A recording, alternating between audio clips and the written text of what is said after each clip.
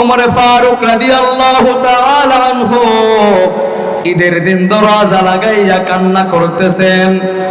নবীর সাহাবী আবু হুরায়রা রাদিয়াল্লাহু তাআলা আনহু বললেন, ও খলিফাতুল মুসলিমিন, আজকে ঈদের দিন, খুশির দিন, সবাই ঈদের আনন্দ করে, আপনি দরজা লাগাইয়া কান্না করেন কেন?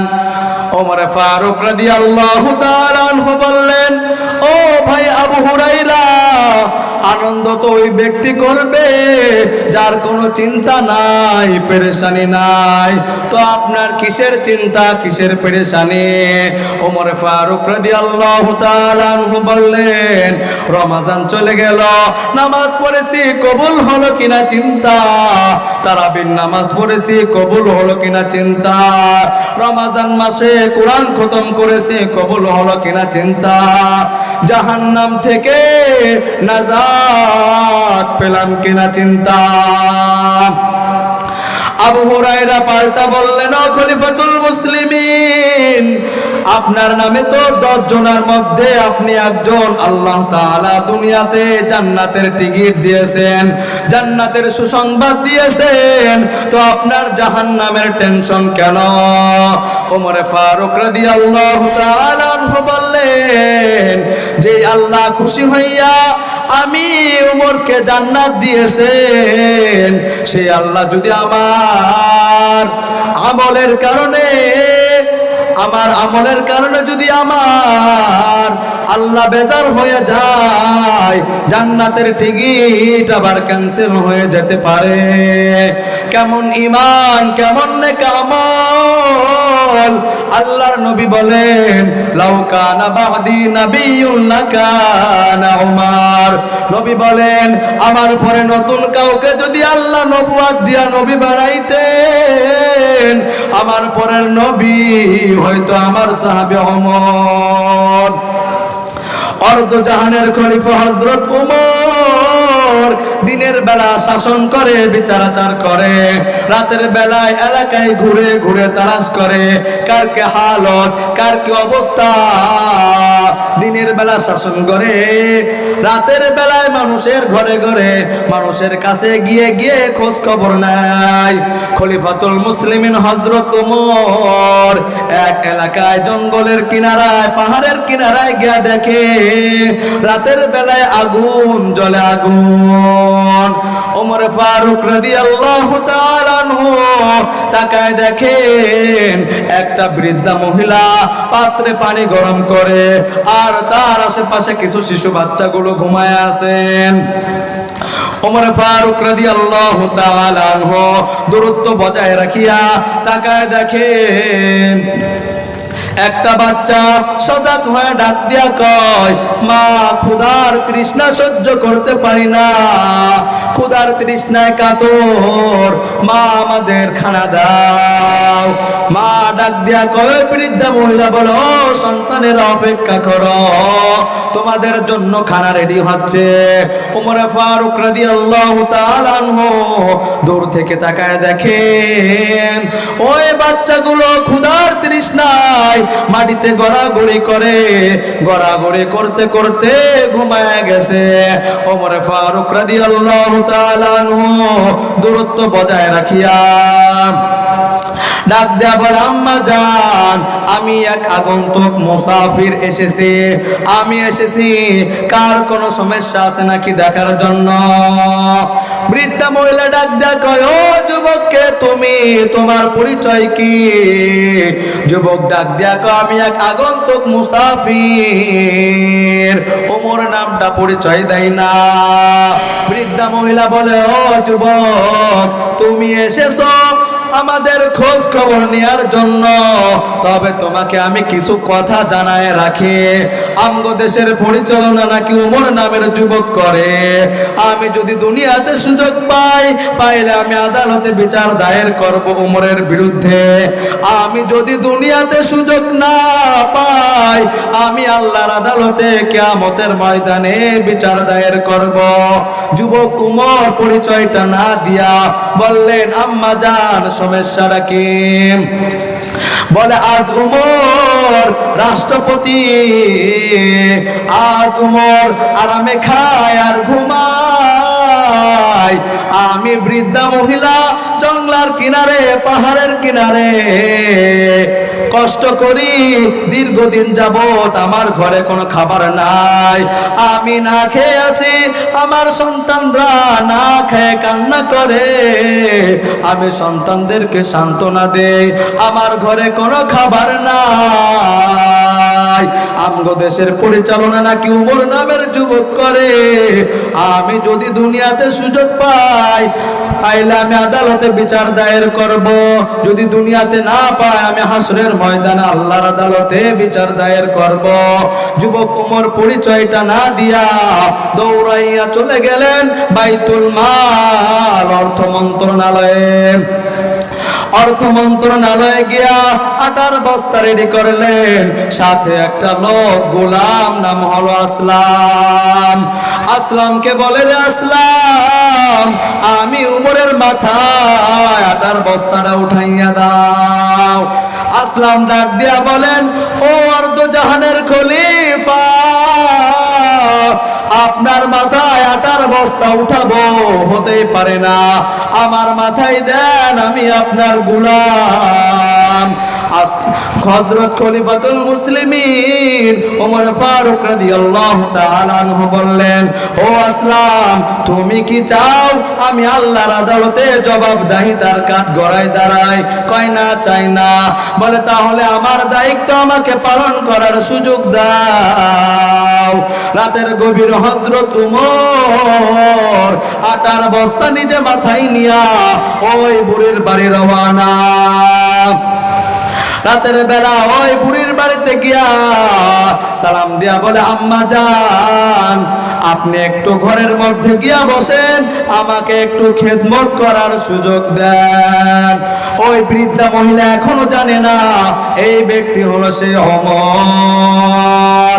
বৃদ্ধা মহিলা ভিতরে গেলেন, খলিফাতুল মুসলিমিন হযরত উমর আটার বস্তাটা নামাইয়া আটা পাত্রে রাখিয়া নিজ হাতে আটা গুলাইয়া রুটি বানানো শুরু করলেন। নিজ হাতে রুটি বানাইয়া বলেন, আম্মা জান, আমি নিজ হাতে রুটি বানায় দিলাম, আপনি রুটি খান আর এই বাচ্চাগুলোরেও রুটি খাওয়ায় দেন। এই বাচ্চাগুলো ক্ষুধার তৃষ্ণায় কাতর, আমি রুটি বানায় দিলাম, আপনি খান আর আপনার বাচ্চাদেরকে খাওয়ায় দেন। আমি আটার বস্তা পাশে রাখলাম, আপনার আটার বস্তা শেষ হওয়ার আগে আমি আবার আপনার সঙ্গে দেখা করব। হযরত ওমর আটার বস্তা রাখলেন, রাখার পরে বৃদ্ধা মহিলার থেকে বিদায় নিয়ে রওনা। বৃদ্ধা মহিলা ডাক দেয়া কয়, ও যুবক দাঁড়াও, তুমি যেও না, দাঁড়াও। বৃদ্ধা মহিলা চোখের পানি ছেড়ে কান্না করে আসমানের দিকে তাকায় বলে, হে মালিক, তুমি যদি এই যুবকের আমাদের দেশের ক্ষমতার চেয়ারে বসাইতা, ওমরের বাদ দিয়া দিতা, এই দেশটা জান্নাতের বাগান হয়ে যাইত, এই দেশটা শান্তিময় হইতো, এই দেশটা শান্তিতে ভরপুর হইতো। যুবক উমর এবারও পরিচয়টা না দিয়া বৃদ্ধা মহিলার থেকে রওয়ানা চললেন। এরপর হযরত উমর মসজিদে নববীতে বসে আছেন, আল্লাহর ভয় অন্তরে। হযরত উমর মনে মনে ভাবতেছে, আমার দায়িত্ব আমি বুঝি পুরো পালন করতে পারি নাই। এরপর হযরত উমর একজন বার্তাবাহক পাঠাইয়া বলে, যাও যাও, ওই জঙ্গলের কিনারে পাহাড়ের কিনারে এক বৃদ্ধা মহিলা আছে, তাকে ডাক দিয়া বলো খলিফাতুল মুসলিমিন ডেকেছে। বার্তাবাহক গিয়া বৃদ্ধা মহিলাকে যখন বললেন, ওই বৃদ্ধা মহিলা ভয় পেয়ে গেল, কারণ গত রাত্রে একটা যুবকের কাছে উমরের বদনাম করেছে। এই জন্য উমর আমাকে ডেকেছে গত রাত্রে একটা যুবকের কাছে যে উমরের বদনাম করেছি, ওই যুবকটা বোধহয় উমরকে জানায় দেছে, এই জন্য আমাকে আজ উমর ডাকতেছে। ওই বৃদ্ধা মহিলা ভয় পেয়ে গেল, আজ আমার ফাঁসি হয়ে যাইতে পারে, কারণ উমর তো অনেক রাগী মানুষ। ওই বৃদ্ধা মহিলা সন্তানদের থেকে বিদায় নাই, ও সন্তানেরা চিরবিদায় চিরবিদায়, আজ হয়তো ওমর আমাকে ডেকেছে, আমার ফাঁসি হয়ে যাবে, কারণ ওমরের বদনাম করেছি গত রাত্রে একটা যুবকের কাছে। ওমর তো অনেক রাগী মানুষ, আজ আমার ফাঁসি হয়ে যাবে। ওই বৃদ্ধ মহিলা সন্তানদের থেকে ওমরের দরবারে রওনা। যাইতে যাইতে তাকায় দেখে সে আসল জায়গায় ওমর দাঁড়ায় আছে, গত রাতের যুবক দাঁড়ায় আছে। বৃদ্ধা মহিলা ভয় পেয়ে গেল, সে গত রাতের যুবক দাঁড়িয়ে আছে। ওই বৃদ্ধা মহিলা ভয় পেয়ে গেল। উমর ডাক দেয়া বলে, ও আম্মা জান, আপনি আজকে কোনো ভয় পাবেন না, আপনি আজকে বিচারপতি, আমি উমর হলাম আসামি, আজকে আপনি বিচার করবেন, আমি উমর হলাম আসামি। উমর পাগড়ির এক অংশ গলায় পেঁচায় নিয়েছেন, আর এক অংশ বৃদ্ধা মহিলাকে দিলেন। বলে, আম্মা জান, পাগড়ির এক অংশ আমি গলায় পেঁচায় নিয়েছি, আর এক অংশ আপনাকে দিলাম। আমার যদি দুনিয়াতে ফাঁসি লাগে, ফাঁসির প্রয়োজন হয়, আমাকে ফাঁসি দিয়া দেন। কেন আমি আপনাদের সময় মতো খেদমত করতে পারি নাই? কেন আমি আপনাদেরকে খেয়াল করতে পারি নাই, খেদমত করতে পারি নাই? আমার দুনিয়াতে যত বিচার প্রয়োজন আমাকে করে দেন, এরপর আমি আল্লাহর আদালতে জবাবদাহিতার কাঠগড়ায় দাঁড়াতে চাই না, কারণ কিয়ামতের ময়দান অনেক কঠিন। এরে আল্লাহর গোলাম, নবীর উম্মতের দল, আল্লাহর গোলামি করো, নবীর হাদিস মোতাবেক চলো, নবীর তরিকা মোতাবেক চলো।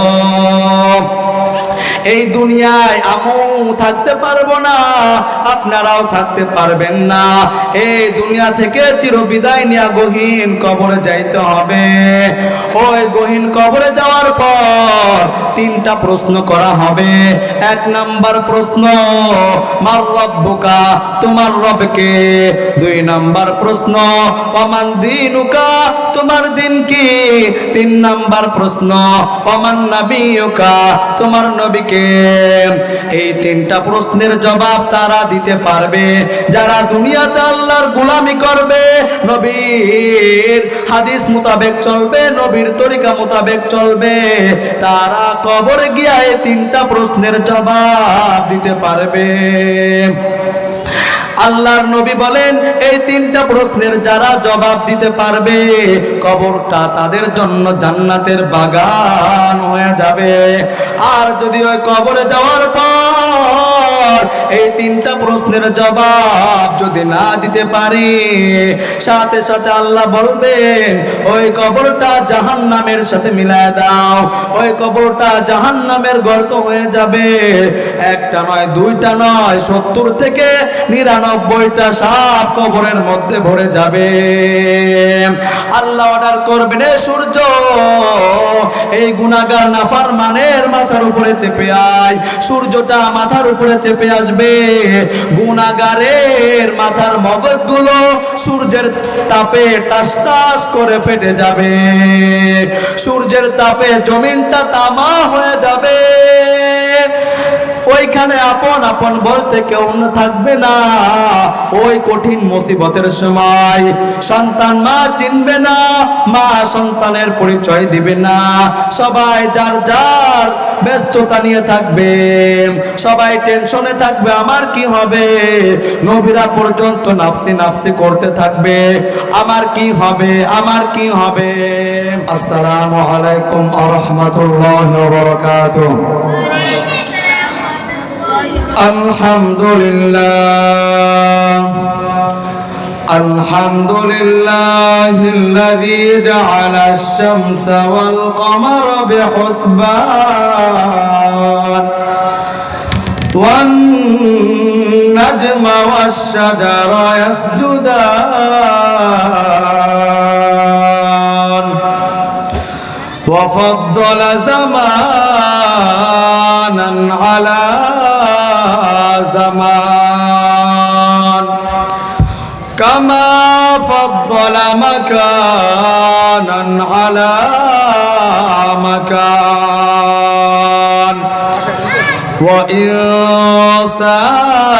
وإنسانا على إنسان ونشهد أن لا إله إلا الله وحده لا شريك له لا ضد له ولا ند له ولا مثل له ونشهد أن سيدنا وسندنا وحبيب ربنا وطبيبنا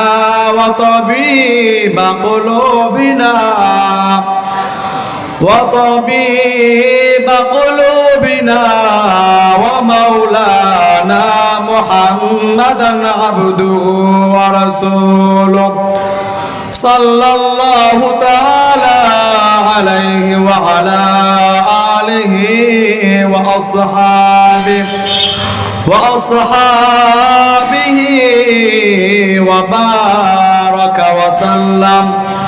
وبارك وسلم تسليما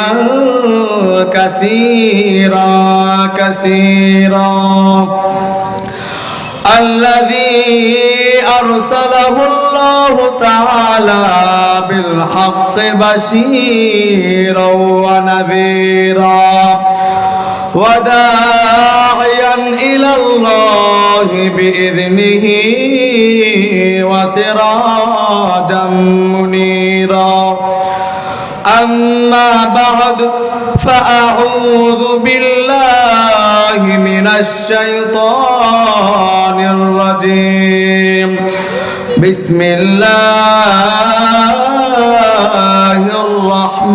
الرحمن الرحيم يا أيها الذين آمنوا أطيعوا الله وأطيعوا الرسول ولا تبطلوا أعمالكم وقال النبي عليه الصلاة والسلام لا طاعة لمخلوق في معصية الخالق أو كما قال النبي عليه الصلاة والسلام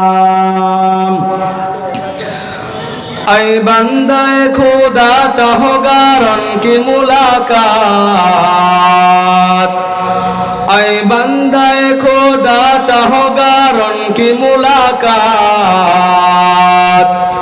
जल्दी से आ बैठे सुन हजरत के नसीहत